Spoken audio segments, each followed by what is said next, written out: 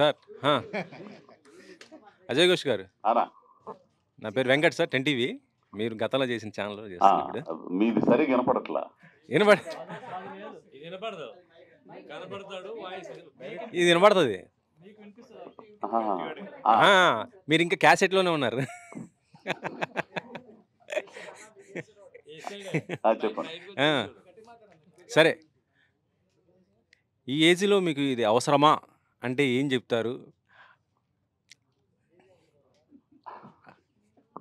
అవసరం అనేది ఏజ్కి సంబంధించింది కాదు, అది మనసులో ఉండాలి కానీ ఏజ్తో సంబంధం లేదుగా. ఏదైనా మనసులో కనుకుంటే ఏజ్తో సంబంధం ఉండదు, అది ఎప్పుడైనా సాధ్యమైంది. Good good. అది లాస్ట్ క్లైమాక్స్లో ప్రూవ్ చేశారు. అవును, ఎస్, అందుకోసం అడిగాను. సో ఇలాంటి క్యారెక్టర్స్ వస్తుంటే ఇంకా చేస్తుంటారా? ఎందుకంటే అజయ్ ఘోష్ అంటారుకే పుష్ప ఒక విలన్, ఇలాంటి ఒక విలన్ లాగా చూస్తుంటాం. సో అలాంటి అజయ్ ఘోష్ని ఇలా ఒక ఏడిపించేశారు. ఇలాంటి క్యారెక్టర్స్ వస్తే నటుడు, మంచి నటుడు అనిపించుకోవాలని, మంచి కూడా కాదు, ఒక నటుడు అని అనిపించుకోవాలని కోరిక. విలన్ కాదు, హీరో కాదు, కమెడియన్ కాదు, ఏదైనా కాదు, ఒక విలక్షణ నటుడు అని అనిపించుకోవాలి, చేయగలన ఇదైతే ఉంది నాలో.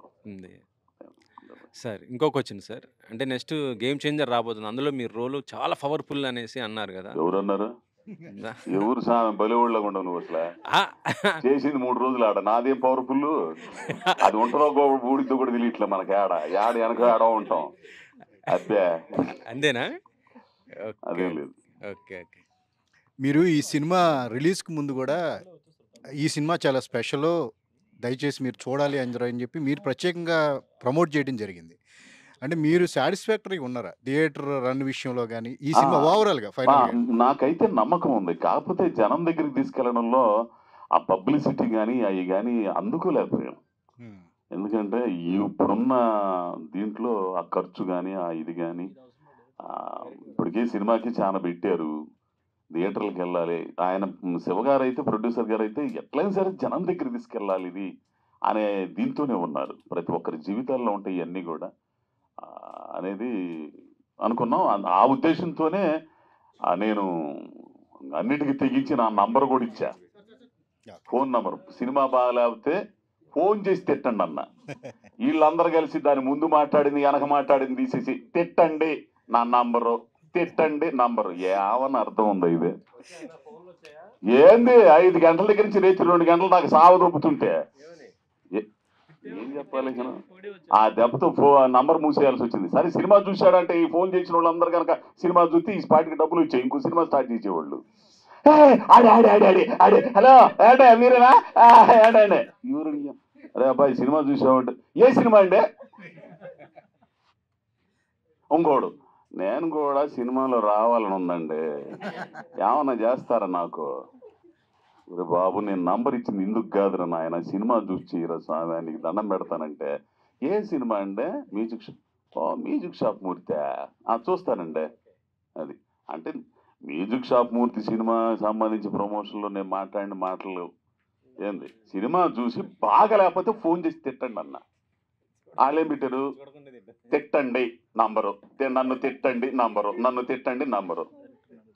ఏమన్నా అర్థం ఉందా? అంత ఏది మూసేసుకున్నా ఏం చేస్తా, భరించలేక ఎంత. అరే చెప్పే లోపల ఇంకోటి వచ్చేస్తండే, వద్దులే నీకు దండం పెడతాయ్యా. అంటే ఇందాక అన్నారండి గేమ్ చేంజర్ గురించి అడిగినప్పుడు ఉంటుందో ఊడుద్దో తెలీదు అని. అంటే సినిమాల అవకాశాల విషయంలో జేబ్ సాటిస్ఫాక్షన్ ఉంటుంది కానీ జాబ్ సాటిస్ఫాక్షన్ తగ్గిందనిపిస్తుందా ఒక సీనియర్ ఆర్టిస్ట్గా మీకు అవకాశాల పరంగా కూడా? నేను కొన్ని సినిమాలు మాత్రం సాటిస్ఫై అవుతున్నానండి. చెప్పేది ఏముంది, ఇప్పుడు రంగస్థలం, పుష్ప, ఒక నన్ను మెయిన్ విలన్గా ఇంట్రడ్యూస్ అయిన గురువు గారు పూరి గారి జ్యోతిలక్ష్మి. ఆ తర్వాత చేయగలుగుతున్నాడు, అమ్మ చెయ్యాలా ఇదిరా అని కసి తీసుకొచ్చినాడు వివేకాత్రేయ.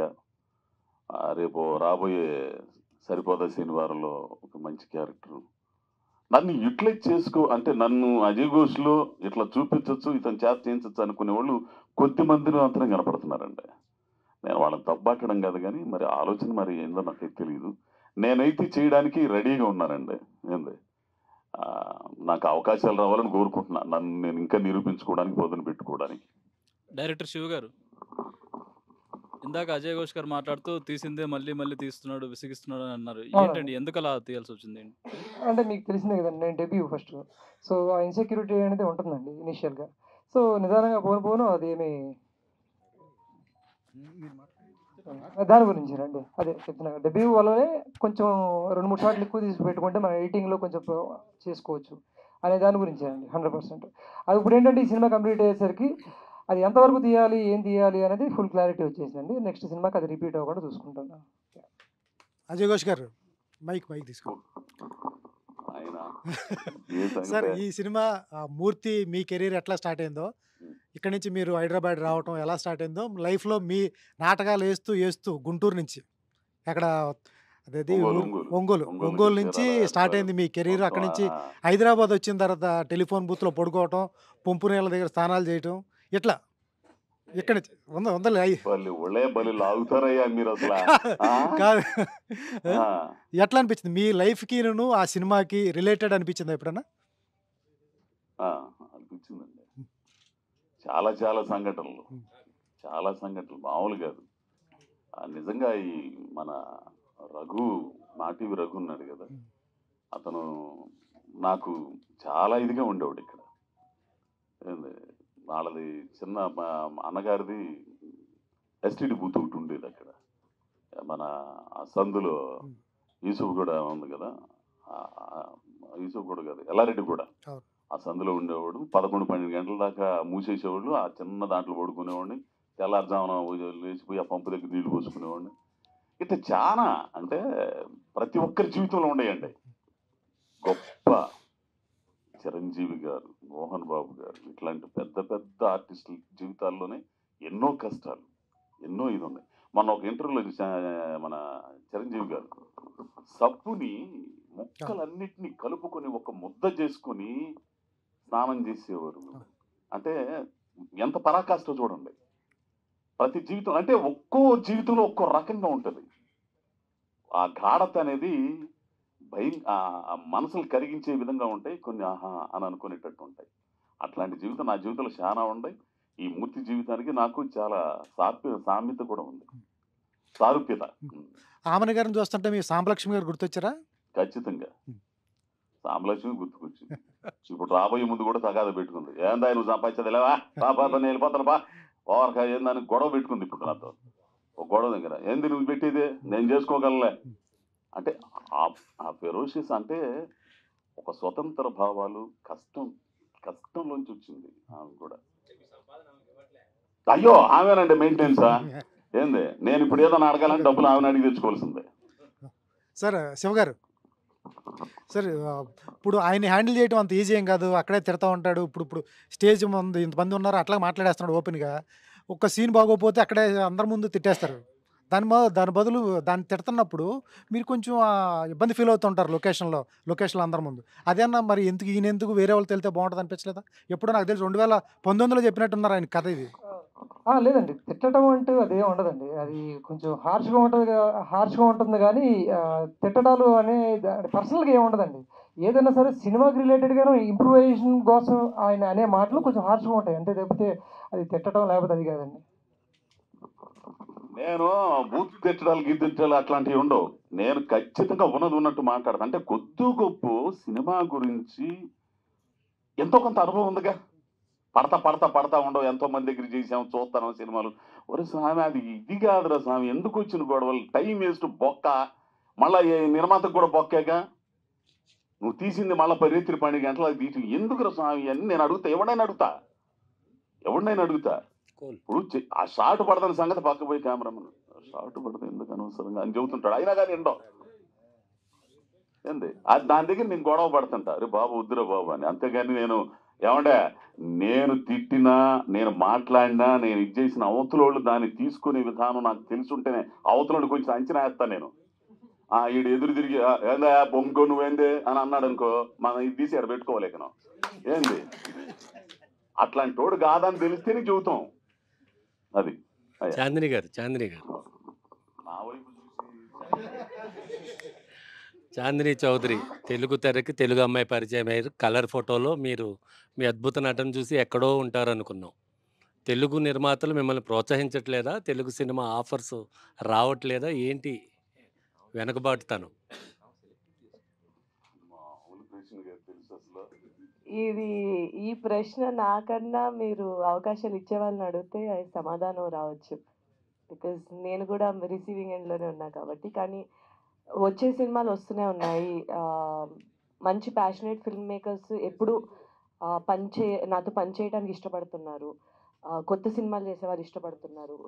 కొంచెం భిన్నంగా ఉన్న స్క్రిప్ట్స్ కానీ, భిన్నంగా ఉన్న క్యారెక్టరైజేషన్స్ కానీ చేయటానికి ఇష్టపడుతున్నారు. సో ఒక పరంగా మంచిదే, ఒక పరంగా మీరు అడిగిన క్వశ్చన్ కూడా వాస్తవే. చూద్దాం. అజయ్ ఘోష్ గారు ఒకసారి, ఇప్పుడు ఈ సినిమా వల్ల ఎన్ని సినిమాలు పోగొట్టున్నారు? నాకు తెలియదు, విడుదలై 2లో ఉన్నారా? విడుదలైతే 2లో లేనండి. ఎందుకు? మాకు అక్కడ స్టిల్ రాబర్ట్ అని ఒక ఆయన ఉన్నాడు, వెట్రిమారన్ గారికి బాగా క్లోజ్. నేను విడుదలై చూసిన తర్వాత అంటే అంత ముందు కూడా వడచెన్నై, మసూరన్ ఆ టైంలో కూడా నాకు వడచెన్నైకి అయితే బాగా పిలుపు వచ్చింది. కానీ నేను కొన్ని సినిమాలు ఇరుక్కుపోయి ఇది చేయలేదు. దీంట్లో నేను రాబర్ట్తో నేను మాట్లాడా, కనీసం నన్ను మర్చిపోయారు కదా నేను. ఇలా నన్ను పేసిన డైరెక్ట్ కట్ పేసినాను. తర్వాత నేను ఊళ్ళో ఉన్నప్పుడు షూటింగ్కి వస్తున్నాను, ఫోన్ చేసి 4 వరువా అని అన్నారు, ఇప్పటికి వచ్చేస్తావు అక్కడికి, హైదరాబాద్ చెన్నై మంచి క్యారెక్టర్ అడగండి అని అన్నాడు. అనగానే నేను ఇక్కడ మళ్ళీ షూటింగ్కి వచ్చేస్తున్నాడు. సో ఫోన్ చేసినప్పుడల్లా కూడా ఏదో ఒకటి దీంట్లో ఉండడం వల్ల నేను చేయలేకపోతున్నాను. ఆ బాధ అయితే నాకు బాగుందండి. నార్మల్గా మీరు థియేటర్ కాబట్టి ఈ ప్రశ్న మిమ్మల్ని అడుగుతున్నాను. మీరు నార్మల్గా అంటే చాలా స్ట్రగుల్ అయ్యే పొజిషన్ నుంచి ఈ రోజు ఇంత రేంజ్కి రీచ్ అయ్యారు. అంటే యశ్ రాజ్ ఫిల్మ్స్ మిమ్మల్ని అడిగిన సినిమాకి డేట్లు ఇవ్వలేని స్టేజ్కి వచ్చారు మీరు కెరీర్లో.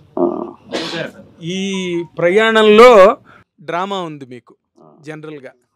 ఇప్పుడు మీరు అక్కడి నుంచి ఈ స్టేజ్కి వచ్చేసిన దాంట్లో కనుక మీ మీద ఒక పిక్చర్ కనుక ప్లాన్ చేస్తే అదే డ్రామా ఉండే పరిస్థితులు ఉన్నాయా మీ కెరీర్లో, లేకపోతే అంత సాఫీగా వెళ్ళిపోయిందా?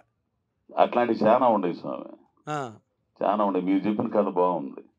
ఒకడు పెద్ద నటుడు వాళ్ళనికి వచ్చినోడు ఆడు డేట్లు కూడా ఇవ్వలేని పరిస్థితి ఎగిదితే మామూలుగా అది యశ్ రాజ్ ఫిల్మ్స్ అంటే అప్పుడు నాకు ఫోన్ చేసి వాళ్ళు ఏమైనా స్క్రిప్ట్ గిఫ్ట్ కూడా పంపించారు.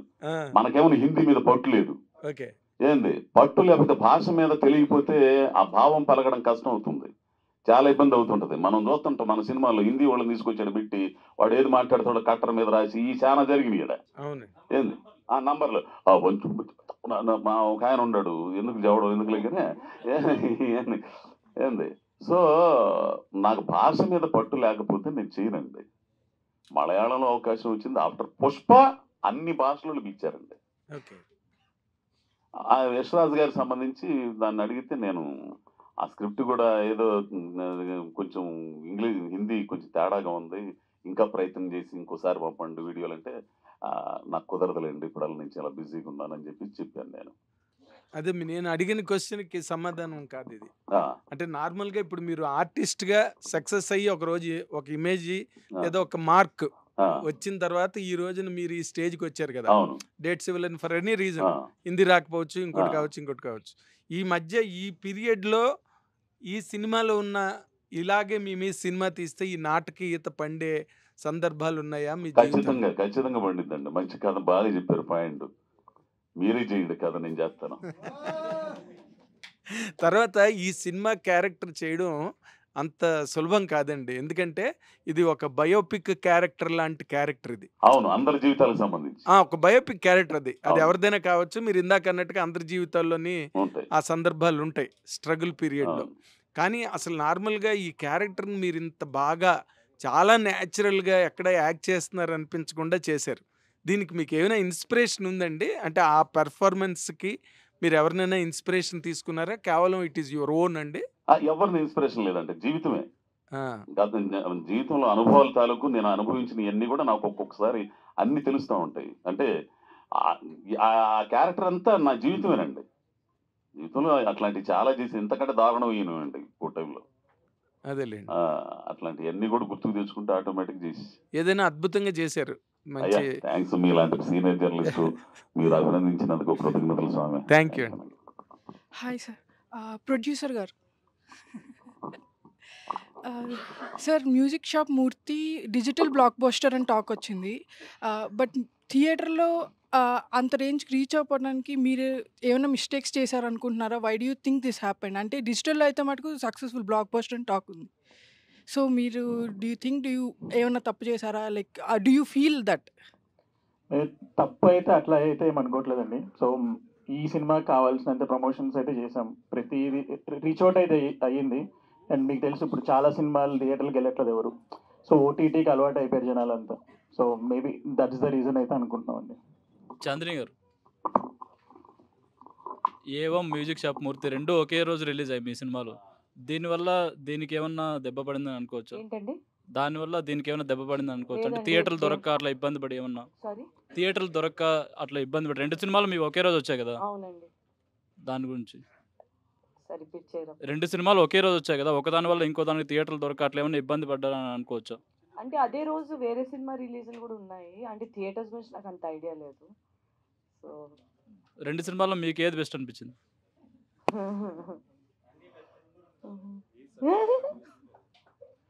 అంటే రెండు టూ డిఫరెంట్ జానరస్. అది ఒక క్రైమ్ థ్రిల్లర్ లాంటిది, ఇది ఒక ఎమోషనల్ ఫ్యామిలీ డ్రామా. రెండు కంపేర్ చేయలేమండి. అంటే ఏ సినిమాకి ఎక్కువ మీకు ప్రశంసలు వచ్చాయని? ఎక్కువ ప్రశంసలా రెండుకి అంటే అది ఎందుకంటే అది కంప్లీట్లీ ఒక డిఫరెంట్ కైండ్ ఆఫ్ క్యారెక్టరైజేషన్, ఇది కంప్లీట్ డిఫరెంట్ క్యారెక్టరైజేషన్. దేనికి రావాల్సింది ఆ ఒక ఏమంటారు అప్రిసియేషన్, అటెన్షన్, దేనికి రావాల్సింది అది వచ్చింది. All the best. Thank you. Amit, చాలా రోజుల తర్వాత అంటే రంగస్థలం చేశారు కదా, మంచి రోల్ మీకు. ఆ తర్వాత మళ్ళీ ఇదేనా? కాదండి, వకీల్ సాబ్ చేశాను. Vakeel Saab, yes yes yes, Vakeel Saab చేశాను. ధమ్కీ చేశాను. ఏది? వకీల్ సాబ్ చేశాను. వకీల్ సాబ్. దాని తర్వాత ధమ్కీ చేశాను. ధమ్కీ. హర్ అని చెప్పి ఒక సినిమా చేశాను, కొత్త డైరెక్టర్. ఇది ఇంకా రెండు ఉన్నాయి రిలీజ్కి. ఏమేమి ఉన్నాయి నెక్స్ట్? అసురగన్ రుద్ర అని ఒక సినిమా ఉంది.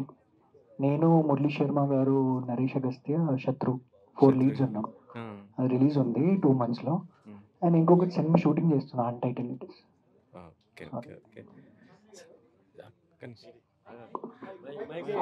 ఆగరా, అడుగుతాడు చాందిని. వదిలే, నెగిటివ్ అడగలే, నేను అడగలే నెగిటివ్. చాందిని గారు, ఈ మధ్యన మీ హీరోయిన్గా చేస్తున్నారు, అంతా బాగుంది. తర్వాత మిగతా వాటితో పోలిస్తే మ్యూజిక్ షాప్ మూర్తిలో స్క్రీన్ స్పేస్ తక్కువ, క్యారెక్టర్ అయితే చాలా బాగుంటుంది, స్క్రీన్ స్పేస్ తక్కువ. ఎందుకు ఓకే చేశారు? క్యారెక్టర్ పరంగా చాలా బాగుంది, ఓకే అని చెప్తున్నాం. స్క్రీన్ స్పేస్ అయితే అందరితో పాటు కాకుండా స్టార్టింగ్లో ఉంది, తర్వాత ఎండింగ్ క్లైమాక్స్లో వస్తారు. ఎందుకని ఒప్పుకోవడానికి రీజన్ ఏంటి? నేను చాలాసార్లు మామూలు క్వశ్చన్స్ అడుగుతుంటారు కదా, మీరు ఓన్లీ ఫీమేల్ లీడే చేస్తారా, హీరోయిన్ క్యారెక్టర్సే చేస్తారా అని అడుగుతూ ఉంటారు. జనరలీ అందరు చెప్పినట్టే నేను చెప్తాను. అంటే నిజంగా అనిపించింది, మంచి పాత్ర అయి ఉండి, ఆ పాత్రకి వెయిటేజ్ ఉండి, స్టోరీని రన్ చేసేదానికి ఒక భాగమైన క్యారెక్టర్ అయితే తప్పకుండా చేస్తానని చాలాసార్లు చెప్పా. ఆ అవకాశం నాకు మ్యూజిక్ షాప్ మూర్తితో వచ్చింది. ఫస్ట్ హాఫ్ అంతా ఉంటుంది, సెకండ్ హాఫ్లో రిలేటివ్లీ చాలా తక్కువ టైం స్పేస్ ఉంటుంది, బట్ ఇంపాక్ట్ అన్నది ఉంటుంది మీరు చెప్పినట్టే. సో ఒక స్క్రీన్ టైం అనే ఒక సూపర్ఫిషియల్ ఎలిమెంట్ పట్టుకుని ఇటువంటి ఒక మంచి కథ, ఒక మంచి డ్రైవింగ్ ఫ్యాక్టర్ అయ్యే ఒక మంచి క్యారెక్టర్ని పోగొట్టుకోవడం అన్నది నాట్ ఎ స్మార్ట్ డెసిషన్ అనిపించింది. అందుకే చేశాను. మంచి పాత్ర అయితే అది ఎటువంటి పాత్ర అయినా చేయటానికి నేను రెడీ అని చాలాసార్లు చెప్పాను. సో అలా 2 నిమిషాల క్యారెక్టర్ చేస్తారా మరి? క్యామియో లాగా వచ్చి అసలు ఏమంటారు, బ్యాంగ్ ఆన్ ఉంటుంది కదా, బ్యాంగ్ ఆన్ ఇంటెన్సిటీ ఉన్నది లేదా ఇంపాక్ట్ ఉన్న క్యారెక్టర్ అయితే తప్పకుండా. ఎందుకంటే బాబీ డియోల్ గారి క్యారెక్టర్ కూడా it was a very small character మూవీలో, but it's a very impactful character. So అటువంటి ఇంపాక్ట్ఫుల్ ఉంటే ఐ డోంట్ మైండ్. అంటే అటువంటి క్యారెక్టర్ చేయటం ఎవరు వద్దనరు, బట్ హీరోయిన్గా వస్తున్న టైంలో అట్లా చిన్న చిన్న క్యారెక్టర్లు చేయటం అనేది ఎంత ఇంపార్టెన్స్ ఉన్నా కూడా, చిన్న క్యారెక్టర్ అంటే ఇంపార్టెన్స్ ఉన్నా కూడా it has to be an impactful character. అంటే అది 2 నిమిషాలు వచ్చినా సరే ఆ 2 గంటలు గుర్తుండేలాంటి క్యారెక్టర్ అయితే తప్పకుండా చేస్తాను. సూపర్. అజయ్ గారు అతను కొత్త డైరెక్టర్, కొత్త ప్రొడ్యూసర్, అంతో ఇంతో అనుభవం ఉంది. జనరల్గా మీలాంటి ఆర్టిస్టులు కొత్త వాళ్ళను ఎంకరేజ్ చేయరు. ఒకటి ఇట్లాంటి స్టోరీ తీసుకొస్తే అసలు విని కూడా నచ్చలేదని చెప్తారు. మీరు ఎందుకు ఒప్పుకున్నారు? అబ్బాయి ముందర ఫస్ట్ ఆఫ్ ఆల్ నేను ఎవరు నా మాట అన్నయ్యా నాయన ఎందుకు వచ్చిన కూడా నేను ఫస్ట్లో చెప్పా, నేను ఈ కథ అన్న తర్వాత ఎవరు స్వామి నాతో ఏంద్రయ్యా ఇదంతా నువ్వు లేనిపోయిన వారం చాలా మంది ఉండరు కదంటాను. లేదండి మీరైతేనే బాగుంటుంది అన్నాడు. సర్లే చూద్దాంలే, కొంచెం పుష్ప ఈ వారం ఉంది తర్వాత చూద్దాంలే అన్న. వెళ్ళిపోతాడు సర్దుకుని వెళ్తాడులే అనుకున్నా. తర్వాత సంవత్సరం తర్వాత వచ్చాడు. మళ్ళా వచ్చి ఏమంటే చేద్దాం ఊరిని ఏమొచ్చి పెట్టేటట్లేడు అని చెప్పేసి మళ్ళీ ఇంకోసారి చెప్పు అన్న. చెప్పిన తర్వాత సరే చేద్దాం, నీకు నమ్మకం ఉందా? నా మీద నమ్మకం ఉంది, ఓకే కానీ పద అని అట్ట అయిపోయింది అనమాట. ఇంకోటి నేను ఎవరి కథ చెబుతానన్నా కానీ వద్దురు స్వామి నాథ అని నేను అన్నయ్యవు, నేను ఆ మాట అన్నాను. అదే అదే అదే అవునవునవును. చాందిని గారు హాయ్. హాయ్, ఎలా ఉన్నారు? బాగున్నాను. సో బాగున్నాను. So first of all congratulations. So cinema మంచి పాజిటివ్ టాక్, మంచి హిట్. అండ్ మీ ఇద్దరి కాంబినేషన్ అంటే అజయ్ ఘోష్ గారు మీ కాంబినేషన్లో లేకపోతే మీకు నచ్చిన సీన్ ఏమన్నా ఉందా? దాని గురించి ఏమన్నా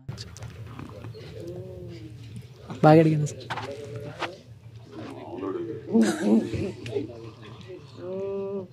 నాకు నాకు స్టార్టింగ్ చెప్తారు కదా,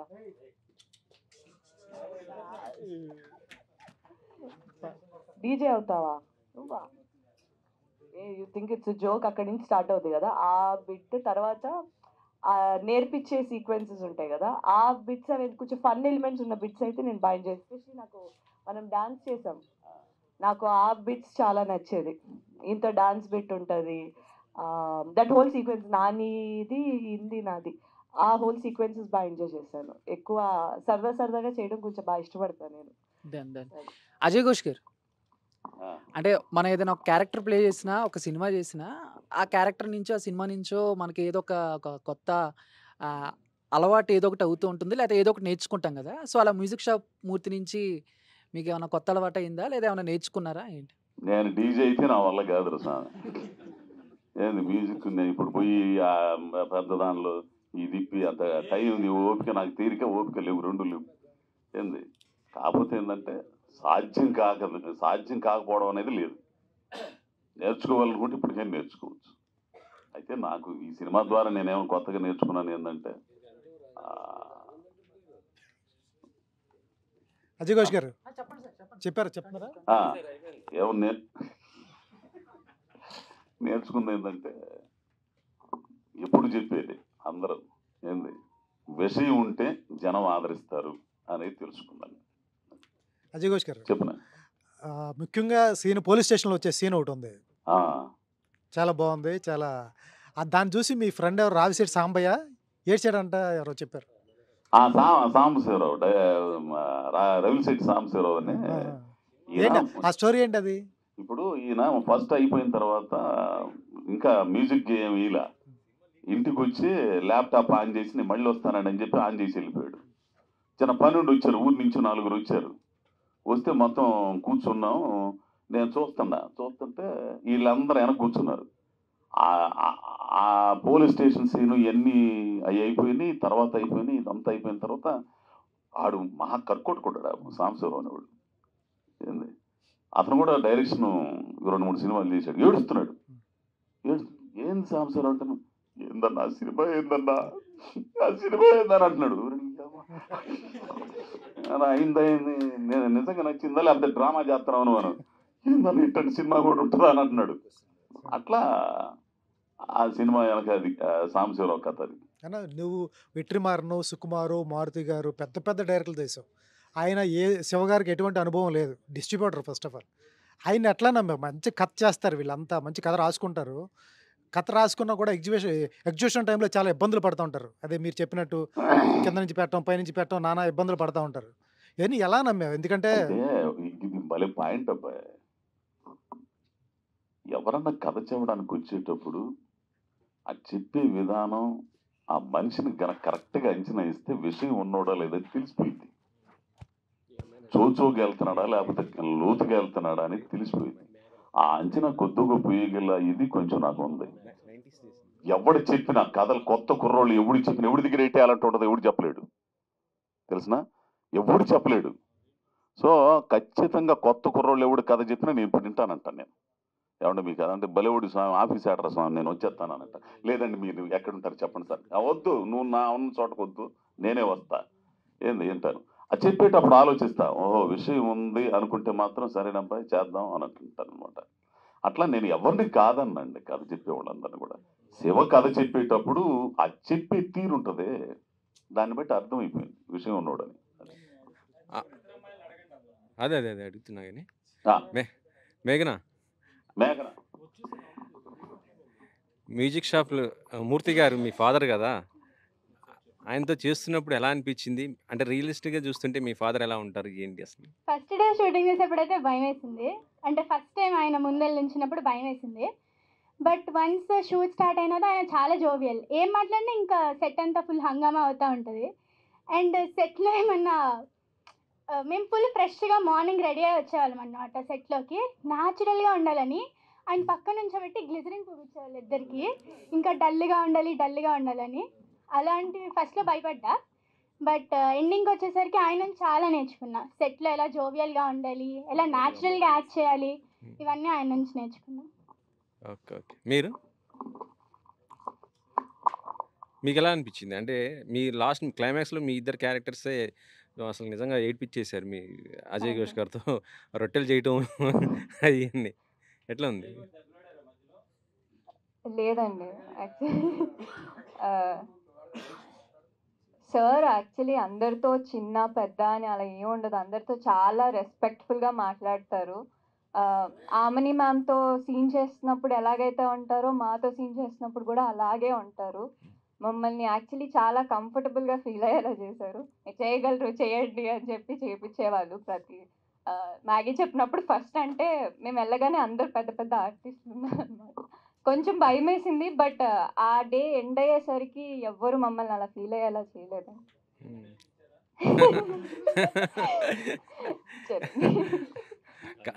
చాందిని గారు, మ్యూజిక్ షాప్ మూర్తి అనగానే అజయ్ ఘోష్ గారి పేరే వినిపించింది కదా. అంటే ఇందులో ఎవరైనా హీరోయిన్ అనుకుంటారు. మీ అంటే రిలీజ్కి ముందు మేము ఏమనుకున్నామంటే ఆయన హీరో, మీరు హీరోయిన్ అనుకున్నాను అయితే. సో మీకు బయట ఆ సినిమా షూట్ చేస్తున్నప్పుడు అప్పుడు ఎలా అనిపించింది అజయ్ ఘోష్ గారితో అసలు ఆ క్యారెక్టర్? అంటే చూస్తేనేమో భాను చంద్ర గారు లాంటి క్యారెక్టర్ ఏమో తండ్రి లాంటి వాడితో నువ్వు ఏంటి ఇలా తిరుగుతావు ఏంటి అనేసి మీరు కూడా రివీల్ చేయరు అసలు. అంటే ఆయనతో ఫ్రెండ్షిప్ అంటారు తప్ప ఆయన నాకు తండ్రి లాంటి వాడు ఇలా అన్నారు కదా. సో ఎట్లా అనిపించింది అది? సో ఒక కీ మూమెంట్ ఉంటుంది.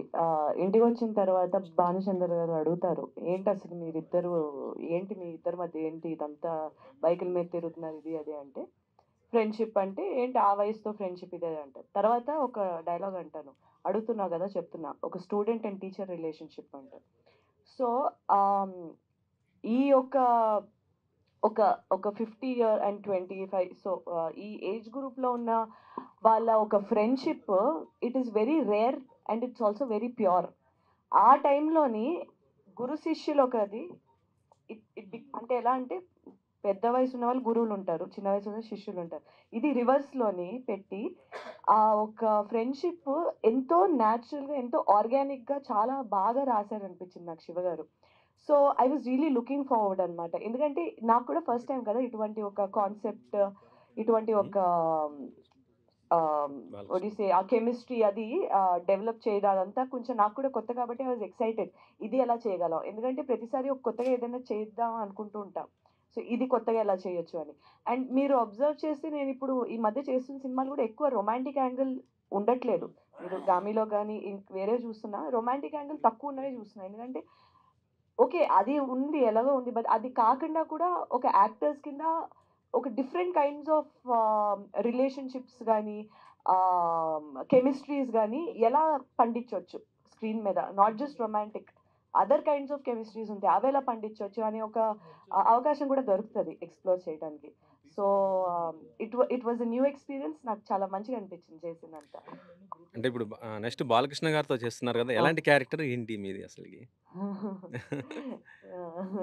ఇప్పుడు చెప్పలేనండి. సరే, ఆయనతో అమేజింగ్ అండి. బాలకృష్ణ గారితో వర్క్ చేయడం చాలా మంచి ఎక్స్పీరియన్స్. ఆయన he so friendly, so sweet. ఆయన సెట్ మీద ప్రాంక్స్ అది చేస్తారు. నేను ఆయన కలిపి we did pranks and all of that. చాలా ఫ్రెండ్లీగా ఉంటారు. ఎక్కడ అసలు ఒక అంత సీనియర్ యాక్టర్తో వర్క్ చేస్తున్నామా ఏ ఉండదు. He makes you feel very comfortable. And every day morning సెట్కి వస్తే అసలు క్యారవాన్కి వెళ్ళాలనిపించదు. అలాగే అక్కడే కూర్చొని సరదాగా ద హోల్ టీమ్, బాబీ గారు కానీ, మా డిఓపి విజయ్ గారు, everything. It's a fantastic team to work with. చాలా మంచిగా అనిపిస్తుంది అటువంటి ఒక టీమ్. ఇంపార్టెంట్ రోలేనా మీది? మంచి రోలేనా? అవునా? అజయ్ ఘోష్ గారు సార్, సినిమాలో మీరు మీ ఏజ్ ఎంత అంటే 50 అంటారు. 52 నిజమేనా? లేకపోతే ఇప్పుడు నా వయసా తక్కువ ఎక్కువ? ఇప్పుడా నాది 59 రన్నింగ్. 59 చాలా యాక్టివ్ అసలు చేస్తున్నారు సార్. అన్న, ఇద్దరికి డ్యూయట్ పెట్టాలనే ఆలోచన డైరెక్టర్ గారికి ఎప్పుడైనా వచ్చిందా? ఇక నా భానుచంద్ర కలగనాల మన ఇద్దరికి డ్యూయట్. ఫుల్ సాంగ్స్ చెప్పండి.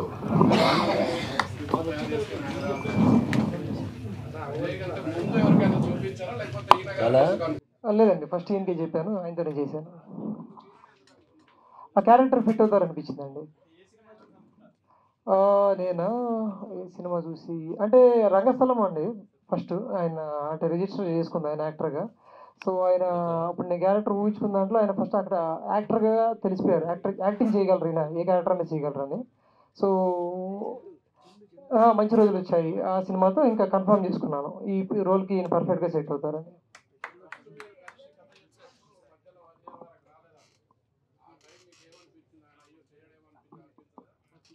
లేదండి, అదేం లేదు. అంటే కోవిడ్ టైంలో కొంచెం అంత గందరగోళంగానే ఉంది, మనకు అంత టైం కూడా లేదు ఆలోచించుకునే టైము. సో మళ్ళీ కోవిడ్ అంతా సెటిల్ అయింది, మళ్ళీ వెళ్ళి కలవడం జరిగింది, ఒప్పుకున్నారు. షో గారు చెప్పండి. కంగ్రాచులేషన్స్ అండి. థ్యాంక్ యూ అండి. సో ఈ సినిమా ఇంత పెద్ద హిట్ అయింది అండ్ మంచి రెస్పాన్స్ వస్తుంది. సో దీని తర్వాత ప్రాజెక్టులు ఏమైనా వచ్చాయన్నా? ఏమైనా ప్రొడక్షన్ హౌస్ నుంచి కాల్స్ వచ్చాయి మీకు? వచ్చాయండి, బట్ యాజ్ ఆఫ్ నౌ అయితే నేను ఇంకా రైటింగ్ స్టేజ్లోనే ఉన్నాను. సో నెక్స్ట్ అనేది తర్వాత. All the best. Thank you అండి.